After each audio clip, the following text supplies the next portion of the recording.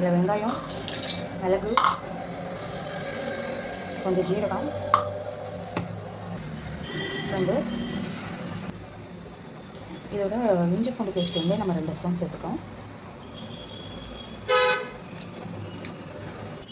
இதில் மல்லித்தூள் 2 ஸ்பூன், அந்த மீன் குழம்பு வறுவல் மசாலா கொஞ்சம் போட்டுக்கிறோம். ஒரு 5 ஸ்பூனுக்கு கொடுக்குறோம். இதில் வந்து உப்பு, மஞ்சத்தூள் ஆட் பண்ணிக்கலாம். இதில் அரை எலுமிச்சம்பழம் கொடுக்கலாம்.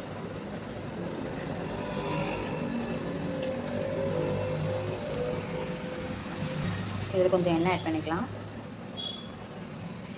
இப்போ அரைச்சிட்டு வந்துடலாம். மசாலா ரெடி ஆகிடுச்சு. நம்ம மீனை வந்து டிப் பண்ணிவிட்டு கொஞ்சம் நேரம் ஊற வச்சுட்டு நம்ம வறுத்துக்கலாம்.